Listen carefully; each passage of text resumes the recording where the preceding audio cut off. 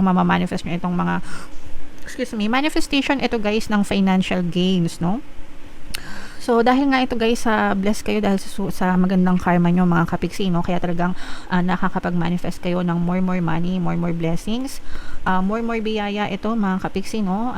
Ibig sabihin parang na-amplify talaga. Pag sinabing na-amplify, parang nabuboost, no? Kumbaga sa signal, parang booster. Speed booster, di ba? Pag sa wifi may mga speed booster sa mga signal para lumakas yung signal, parang lumalakas yung signal ng kaperahan sa inyo.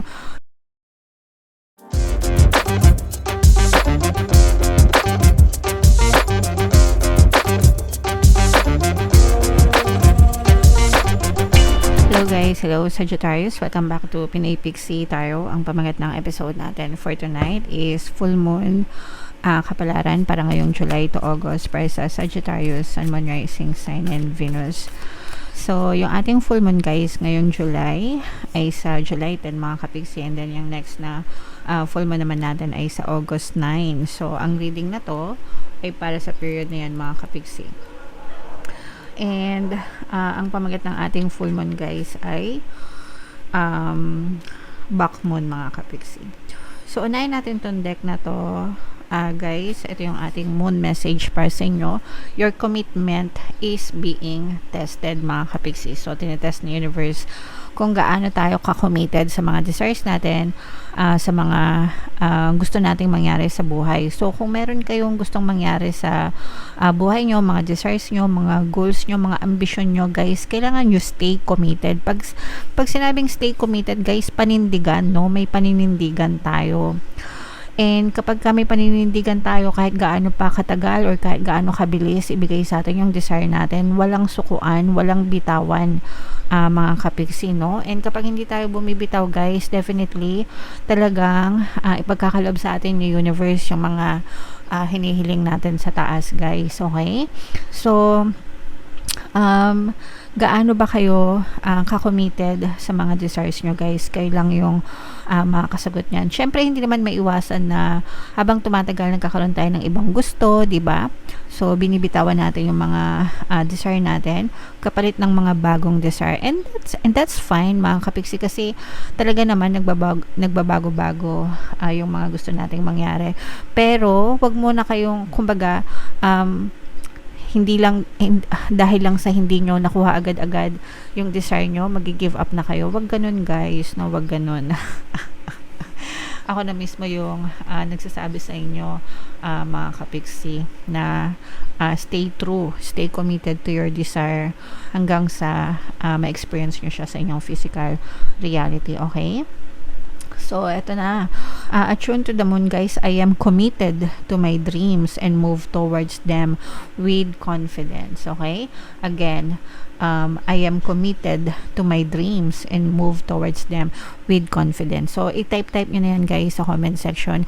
I am committed to my dreams. Ako talaga, guys, no, wala talagang sukuan.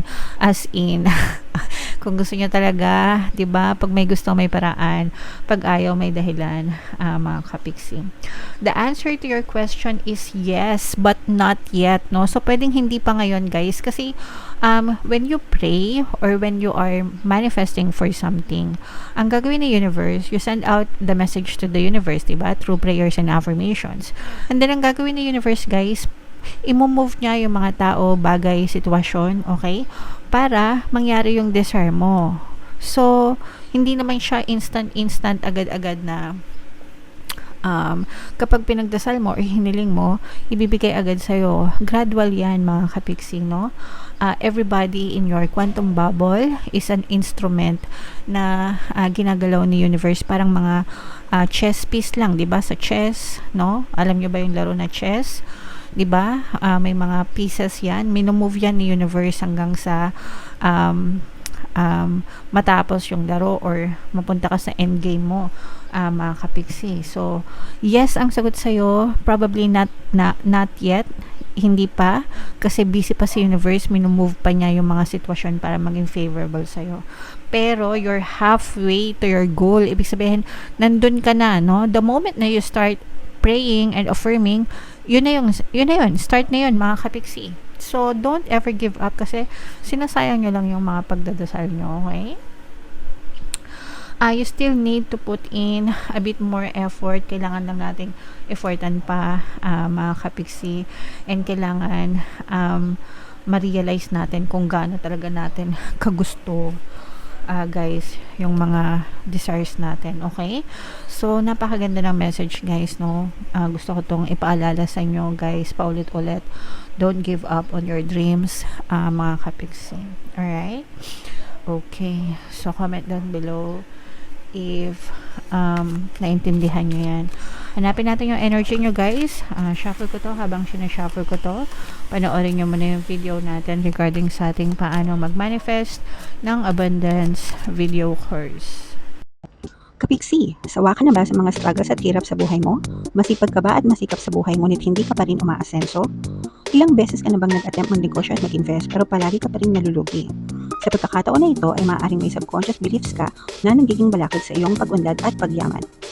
Introducing, paano mag-manifest ng abundance video course. Dito ay matututunan mong ma-overcome ang mga balakid mo para tuluyan ka ng umunlad, umasenso, sumagana, maging matagumpay, successful at maswerte sa iyong kabuhayan, pera, trabaho, negosyo sa lapi at kaperahan ng bonggang-bongga. Dali, mag-send na ng email sa pinoypixie@gmail.com at simulan na ang iyong pagyaman ngayon. Alright, so sa lahat ng gusto mag-avail ng course, guys, naka-flash sa screen nyo. Una, meron tayong paano mag-manifest ng abundance video course. Meron din tayong paano mawala ang third party at magkaroon ng harmonious na relationship. And meron din tayong paano pabalikin si ex, reverse breakup. So sa mga interesado, guys, mag-send lang kayo ng email sa pinoypixie@gmail.com. Sagittarius, guys, kayo ay na-represent ng Queen of Swords sa deck na to, mga kapiksi. Ang fire sign ay na-represent ng sword suit, and ito naman yung ating moon energy. So, latag natin yung spread nyo, guys, no? By the way, sa mga gustong matutong mag-manifest, meron tayong mga exclusive membership program dito sa ating channel. Kapag nag-member kayo dun, guys, mapapanood yung mga videos ko exclusive for manifestation. So, click nyo lang yung join button sa baba, mga kapiksi. So, ito yung napaka-positive. Grabe, guys. Although may negative ng konti, meron dito ang presence ng earth sign, Aquarius, Gemini, Libra. For some of you, maaari may air element kayo sa inyong natal chart, or you may be dealing with an air sign. Ito, guys, medyo, for some of you, medyo nai-stress kayo sa isang tao na parang medyo may power tripping itong person na to. So, pag power tripping, guys, madalas sa ano yan sa trabaho, 'di ba? Pagka kunwari nagpa-power trip yung boss mo o kaya yung mga colleagues mo sa trabaho, for some of you pwedeng na bibiktima din kayo ng bullying, or pwedeng cyberbullying, ganyan, sa social media. So, just stay away from them, mga kapiksi, hanggang kaya nyong iwasan nyo, mga kapiksi, no?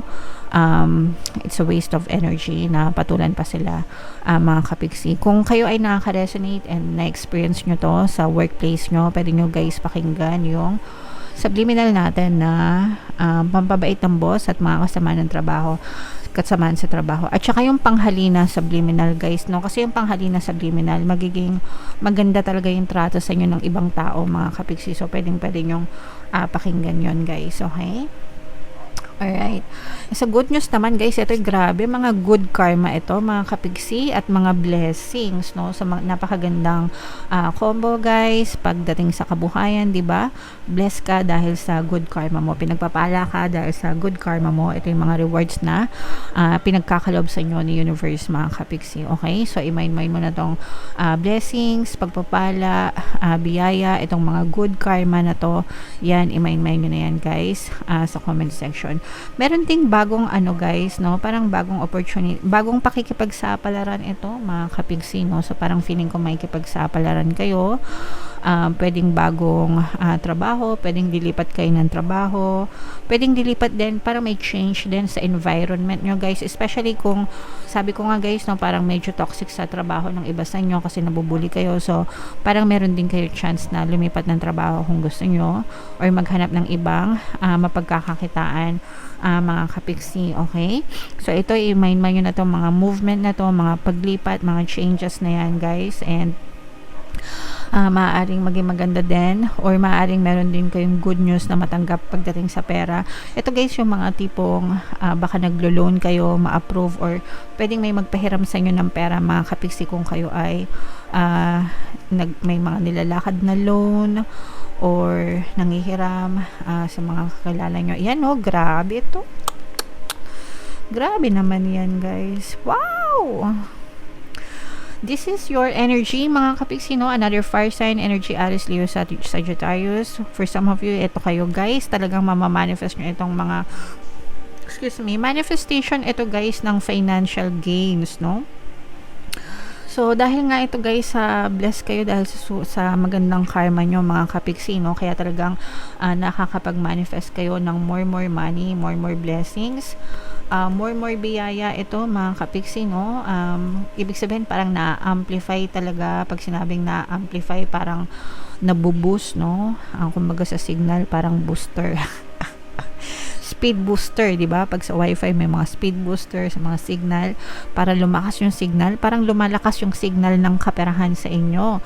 Sagittarius no ngayong season na to. So again, sabi ko nga sa inyo, i-mind nyo na tong manifestation ng pera, financial gains, biyaya, pagpapala, blessings, mga good karma. Kaya sobrang nabuboost siya kasi dahil sa good karma nyo, mga kapiksi. So parang yun yung nagbuboost ng inyong kasaganaan sa buhay. Kasi kapag malakas, guys, yung good karma nyo, talagang yung yung kayamanan, kasaganaan, talaga magi-skyrocket yan, mga kapiksi. Kaya it's very important na maging maluwag kayo sa alam niyo yun, sa good karma, good intentions, mga kapiksi, kasi you will definitely reap what you sow, guys. Okay?